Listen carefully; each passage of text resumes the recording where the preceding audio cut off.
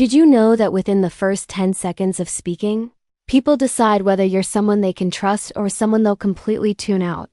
This isn't just about casual conversations. This is about your career, your relationships, and your entire future.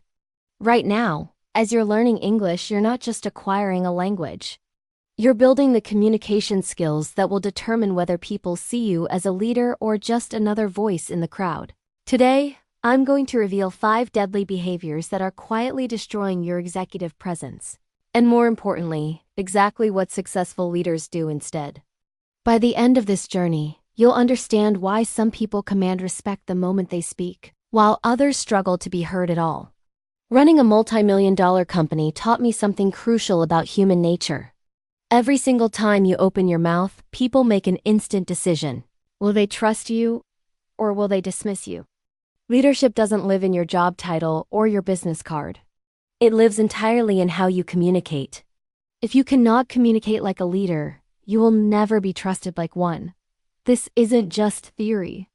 This is the difference between following someone else's vision and having others follow yours. The gap between influential communicators and everyone else isn't talent or charisma. It's actually much simpler than that. Most people are unknowingly sabotaging themselves with specific behaviors that instantly signal weakness. The fascinating part? You don't need to add complex new skills to transform how people perceive you. You just need to eliminate the behaviors that make you look weak. Are you ready to discover what separates leaders from followers in every conversation? The first behavior that's killing your executive presence is over-explaining everything you say. Here's what most people don't realize. You can have the most brilliant ideas in the room, but if you can't communicate them clearly and concisely, you'll always end up following someone who can. Trust erodes with every weak behavior you let slide. The most intelligent people in any room rarely say the most words. They usually say the least, but every single word they speak lands with impact. Think about this for a moment. When someone over-explains, what message are they really sending? They're telling everyone around them that they don't trust their own expertise. They don't believe in their ideas, and they're desperately hoping someone will validate them. This happens for 3 main reasons, and I guarantee you've experienced at least one of them. The first reason people over-explain is fear that others won't understand their concepts. But here's the truth that changed everything for me. When you can't simplify something, it means you don't truly understand it yourself. Real expertise shows itself through clarity, not complexity. The second reason is uncertainty about what you're saying. When you're not confident in your message, you talk around it in a million different ways, hoping that somehow the repetition will make it more convincing. Spoiler alert, it doesn't. The third reason is nervousness when you don't get the reaction you expected. So you keep talking and talking, hoping that more words will somehow fix the situation. But here's what actually happens. People start tuning out because they've already heard your point 6 times. They begin questioning your competence because experts don't need to repeat themselves endlessly. I learned this lesson the hard way when I watched a recording of myself leading a team meeting. I was mortified. I had repeated the same concept 6 different ways because I didn't get the reaction I wanted from my team. When I watched their faces in that recording, I could see the exact moment they checked out. They were thinking, "We already understand. Why is she still talking?" This behavior didn't just waste time. It completely undermined my authority. Authority is felt when someone speaks as if they expect to be heard, not as if they're hoping to be heard. When your communication is tight, your thinking appears sharp, even when it's not perfect. The solution isn't to talk more. It's to talk less, but with more intention. Give people time to process your words. Respect the power of silence. Remember, Warren Buffett once said that the easiest way to become 50% more valuable is simply to improve your communication skills. The second behavior destroying your leadership presence is constant fidgeting and poor body language. What you say becomes completely irrelevant if your body is communicating the opposite message. People will never follow someone who looks uncertain, no matter how smart their words might be. When your voice says one thing but your body says another, people trust neither. Your energy reads as nervous and uncertain, and nobody wants to follow someone who appears anxious and insecure. Instead of nervous habits like chewing gum, playing with your hair, or biting your nails, you need to become controlled, precise, and deliberate in your movements. This isn't just about looking professional. It's about psychology. Strong posture and presence signal that you're grounded, even when you feel unsure inside. But here's the fascinating part. The way you position your body doesn't just tell others how you feel about yourself. It actually changes how you feel about yourself. Think about someone you consider extremely confident. How do they stand? How do they move? They take up space. They use intentional gestures. They appear open and expansive. Now think about someone who lacks confidence. They're probably hunched over, making themselves smaller, fidgeting with uncertainty. The difference is obvious, and it happens unconsciously in every interaction. I once had a director who was brilliant at managing projects, but the moment she had to lead the team, she would bite her nails constantly and play with her hair throughout entire meetings. These tiny habits completely undermined her authority. When I suggested she get fake nails to stop the nail biting, the change was immediate and dramatic. Without that nervous fidget, she suddenly appeared confident and competent to her team. Your body language either reinforces your words or destroys them. There's no middle ground. A CEO on stage moves differently than someone in customer support, not because of their job title, but because of their internal confidence and external presence. Replace nervous fidgets and slouching with slow, precise, grounded movements. When you control your body, you project control over everything else. People instinctively trust those who appear physically confident and emotionally regulated. The third deadly behavior is constantly asking for permission instead of taking ownership. Here's a truth that might surprise you. You don't get appointed to be a leader. You claim leadership through your behavior. If you don't step up and take ownership of situations, someone else will. And that someone else might be less qualified and less intelligent than you. Leadership isn't about having the perfect job description. It's about recognizing when something needs to be done and taking responsibility for making it happen. People with genuine executive presence do this automatically, without waiting for permission or official authorization. I learned this lesson during a college project when I was sick with the flu. When I returned, I discovered that our 4-person team hadn't started a project that was due in 2 weeks. Instead of waiting for someone else to take charge, I went home that night and created a complete plan. I assigned specific tasks to each team member, established a timeline, and scheduled our next meeting. I didn't ask to be the leader. I simply became one by taking action when action was needed. The result was immediate. My teammates started coming to me for guidance and approval. They began asking for my opinion on their work. I had claimed leadership not through words, but through decisive action. This works because leaders create certainty in uncertain situations. People feel safe around leaders because leaders eliminate chaos and confusion. They don't sit around asking, "Do I have permission to lead here?" They simply take control, make decisions, and create the structure that everyone else is hoping someone will provide.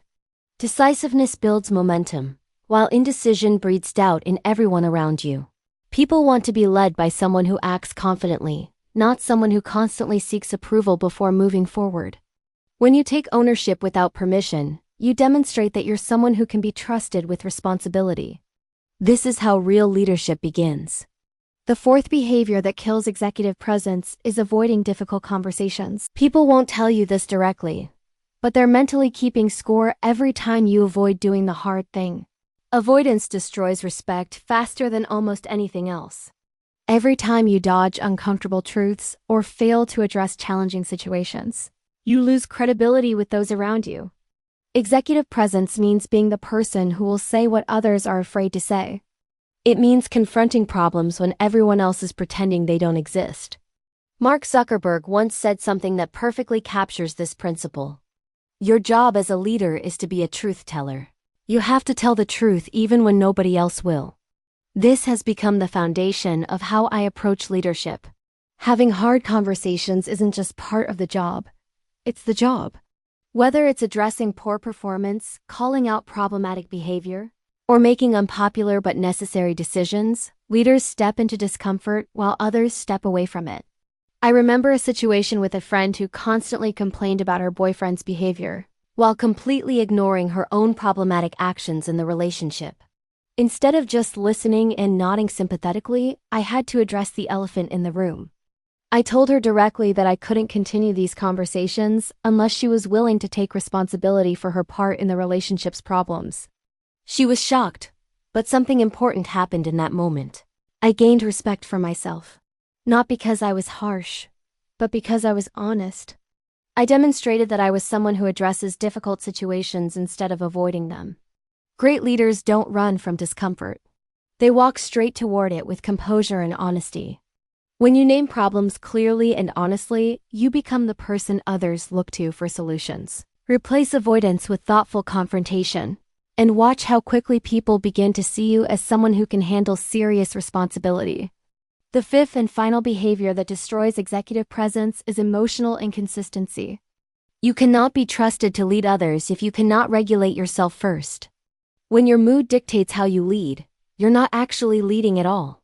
You're just reacting to your own emotions, and everyone around you can see it. Executive presence is earned through emotional predictability. People need to know what version of you they're getting, regardless of what's happening in your personal life or how stressful the situation becomes. I once worked for someone who perfectly illustrated this problem. No matter how well we were performing as a team, his personal stress would determine how he treated everyone. If he had problems at home, we all suffered at work. If he was in a good mood, suddenly everything we did was acceptable. This emotional inconsistency made it impossible to respect or trust him as a leader. We never knew which version of him would walk through the door each day. His lack of emotional regulation ultimately cost him the respect of his entire team. Many talented people left because they couldn't work under such unpredictable leadership. Emotional regulation under stress is one of the rarest and most respected leadership traits you can develop. The higher you climb in any organization or field, the more people will look to you before they look at the data. They want to see how you handle pressure, uncertainty, and difficult situations. Your emotional consistency becomes their psychological safety net. When you replace inconsistency with predictability, you create an environment where people can perform at their best because they know what to expect from you. Consistency builds trust, and trust is the foundation of all effective leadership. People don't need you to be perfect. They need you to be stable, reliable, and emotionally mature enough to lead them through whatever challenges arise. Executive presence isn't about being the most charismatic person in the room. It's about being someone that others trust to lead them through uncertainty. It's about demonstrating through your behavior that you can handle responsibility, make tough decisions, and remain steady under pressure. The leaders who command real respect aren't necessarily the loudest or most outgoing. They're the ones who have eliminated the behaviors that signal weakness and replaced them with clarity, calmness, and conviction. When you stop over-explaining, control your body language, take ownership without permission, address difficult situations directly, and maintain emotional consistency, something remarkable happens. People start listening to you differently. They begin seeking your opinion. They naturally look to you for guidance and direction. Remember, much of leadership development is about subtraction, not addition. It's about removing the habits and behaviors that undermine your authority. Every nervous fidget, every rambling explanation, every avoided conversation, and every emotional outburst is a withdrawal from your leadership account. But every moment of clarity, every controlled gesture, every difficult conversation handled with grace, and every consistent response under pressure is a deposit that builds your influence and impact. The choice is yours. You can continue with the behaviors that keep you invisible and ineffective, or you can start implementing these changes today and watch how quickly people begin to see you as someone worth following. Your journey to executive presence starts with your very next conversation. Will you over-explain or will you speak with clarity? Will you fidget nervously or will you move with intention? Will you wait for permission or will you take ownership? Will you avoid the hard conversation or will you address it directly? Will you let your emotions control your leadership or will you demonstrate emotional maturity? These aren't just communication techniques. They're the building blocks of influence, respect, and genuine leadership authority. Master these principles, and you'll master the art of leading others through the power of your presence and communication.